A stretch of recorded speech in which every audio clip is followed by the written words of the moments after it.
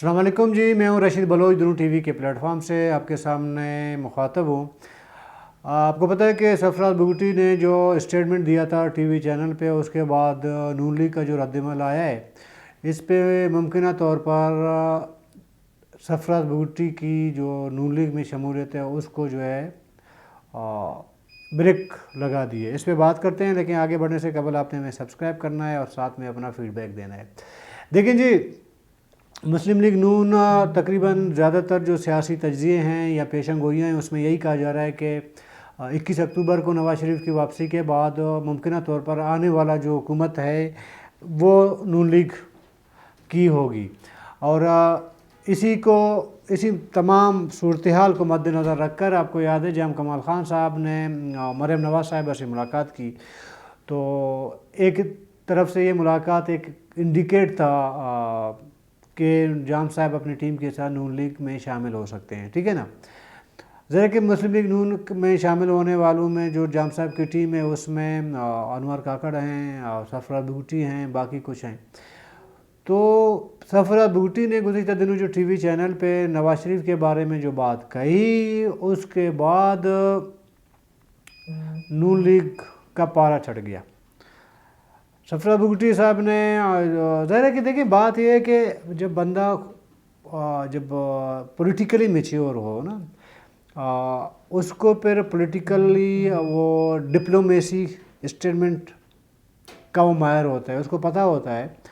کہ کس سوال کے جواب میں کس طرح کا ڈپلومیٹک جواب دیا جائے، یا جسے عرف عام میں ہمارے لینگویج میں کہتے ہیں سیاسی بیان، سمجھ گئے۔ وہ آپ دیکھیں جتنے بھی منجے ہوئے جو سیاستدان ہیں نا، آپ ان کو سخت سوال کر لیں نا، وہ اس کو ایسا کوئی ڈپلومیٹک جواب دیں گے کہ وہ انڈیکیشن بھی چلی جاتی ہے جس کے بارے میں بات ہو رہی ہوتی ہے، اور ڈائریکٹ کسی کو پر بات بھی نہیں آتی۔ کیونکہ ہمارا مسئلہ یہ ہے کہ ہم نے سیاسی حوالے سے، اسپیشلی بلوچستان کے 15-20 سالوں کی میں بات کر رہا ہوں، اس کیدر کی جو سیاست میں آئے ہیں نا، ان کا ظاہر ہے کہ پولیٹیکلی تربیت نہیں ہوئی ہے۔ یہ لوگ اچانک آئے ہیں سیاست میں، اور بلوچستان میں تو یہی ہے نا، جب بھی کوئی بھی چیز منہ میں آ جائے بتا دو، کیا فرق پڑتا ہے۔ تو سرفراز بگٹی صاحب بھی وزیر داخلہ رہے ہیں، اگر آپ ان کے پرانے اسٹیٹمنٹ اٹھا کے دیکھ لیں نا، تو اس میں ایسا نہیں لگتا کہ کوئی سیاسی بندہ بات کر رہا، ٹھیک ہے۔ آپ کو ایسے لگتا ہے کہ جی کوئی پولیس والا ہے یا کوئی ایس ایچ او ٹائپ کا بندہ، وزیر داخلہ میں اور ایس ایچ او میں فرق ہونا چاہیے نا، یہی ہوتا ہے۔ تو یہ تو عادت سے پڑ گئی نا۔ ابھی وہ جو ٹی وی چینل پہ بیٹھ کے نواز شریف کی گرفتاری سے متعلق اس کو ملزم ڈکلیئر کرنے کے بعد جو مسلم لیگ نون والوں کی کا پارا جو چڑھا ہے، اسپیشلی رانا ثناء اللہ اور مریم اورنگزیب، انہوں نے جو اس کا رد عمل دکھایا نا، تو اس سے سرفراز بگٹی کو اندازہ ہو گیا یار وہ معاملہ خراب ہو گیا اسٹیٹمنٹ سے۔ عموماً بلوچستان میں اس طرح کے بیانات سے کوئی رد عمل نہیں آتا، لوگ درگزر کر جاتے ہیں، چڑھو رہنے دو یار۔ لیکن نون لیگ والے ظاہر ہے کہ ہم باقی ادھر کی پارٹی والے ان کی لیڈرشپ کے بارے میں آپ کچھ کہو گے تو پھر رد عمل تو آ جاتا ہے۔ ابھی اس میں گو کہ سرفراز بگٹی صاحب نے کہا ہے کہ جی میرے اسٹیٹمنٹ کو مطلب سیاق و سباق اس سے ہٹ کے جو ہے پیش کیا گیا، لیکن بھائی صاحب مطلب میں تمام سیاستدانوں کو کہہ رہا ہوں، ویڈیو جو ہوتی ہے نا، جو کیمرے کے سامنے ابھی جو میں بات کر رہا ہوں نا، میں اپنے اس بات کو دوبارہ اگر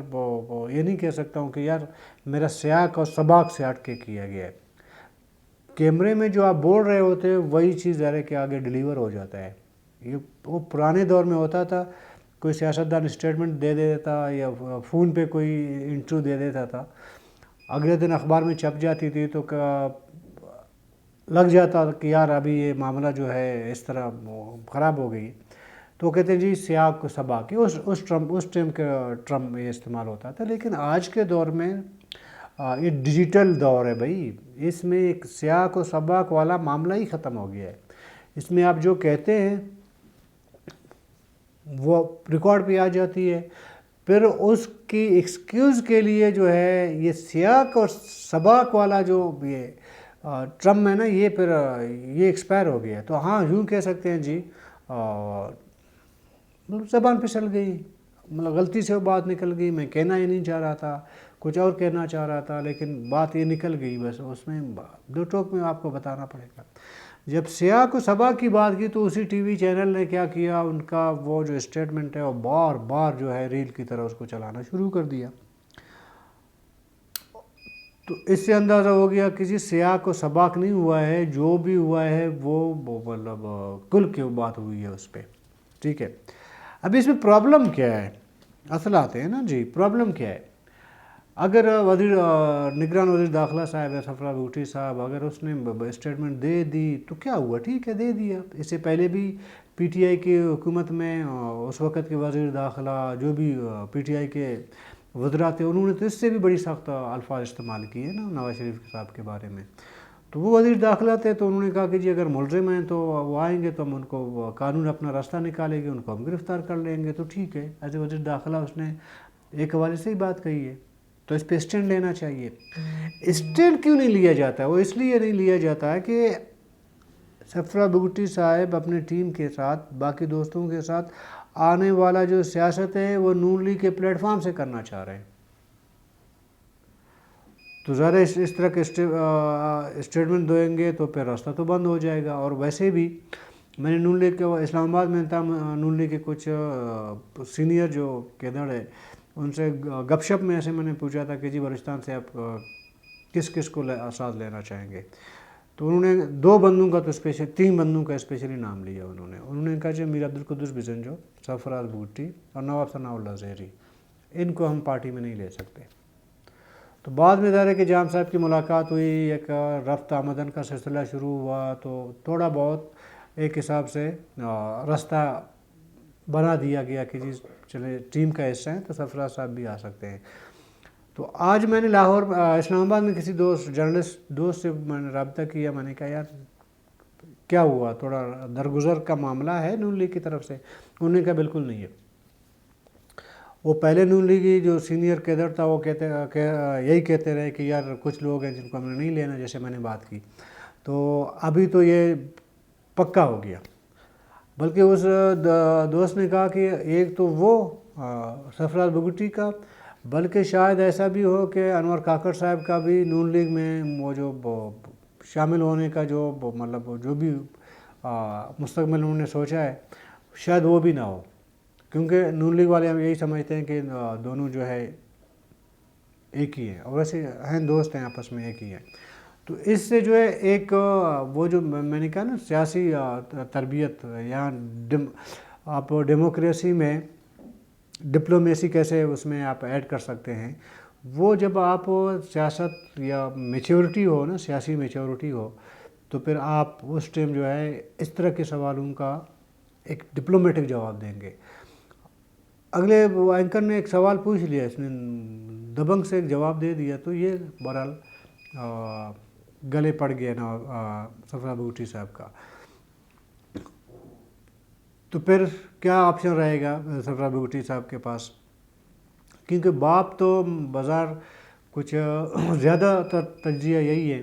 کہ باپ اگر رہ بھی جائے لیکن وہ قدوس بزنجو والا گروپ رہے گا،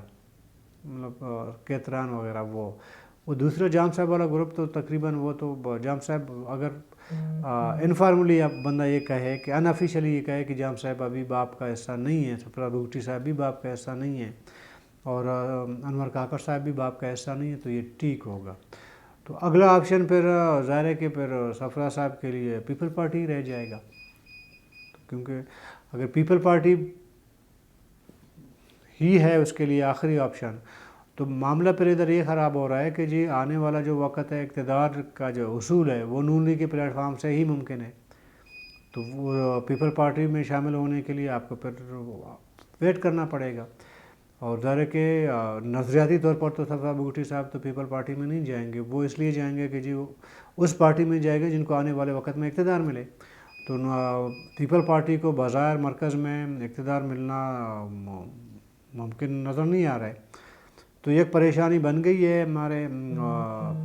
نگران وزیر داخلہ کے لیے۔ تو اس لیے بلوچی میں ایک بات کہی جاتی ہے کہ گپا بجا بکش، یعنی بات کو چبا کے نکال لیں، چبائیں اس کو نہیں، مطلب بلوچی میں اس کا مثال اردو میں اس طرح کا وہ کور نہیں کر سکتا. لیکن نہ صرف یہ، میں آپ کو بہت سارے اور مثالیں دیتا ہوں کہ ہمارا یہ لیاقت شاہوانی صاحب تھے ترجمان، اب اس کا ریکارڈ اٹھا کے دیکھیں، ایک بھی اسٹیٹمنٹ ان کا دیکھ لیں سوائے وہ طنز کرنے کے، کوئی ڈپلومیٹک ان کا کوئی وہ اسٹیٹمنٹ آپ کے پاس آپ کو نظر نہیں ہے. بہت سارے ایسے لوگ ہیں اور جو مطلب ڈپلومیسی آتی نہیں ہے ان کو، سیاسی بیان دے نہیں سکتے، آپ بس جو بھی منہ میں آ گیا بس بتا دیا. تو اس لیے کہتے ہیں کہ سب سے زیادہ جو ہے جو بندے کو مشکلات کا سامنا ہوتا ہے سب سے زیادہ وہ زبان کی وجہ سے ہے. تو اس مشکل میں سرفراز بگٹی صاحب بھی آ گئے ہیں. تو کل تک کے لیے اجازت دیجیے، اللہ حافظ.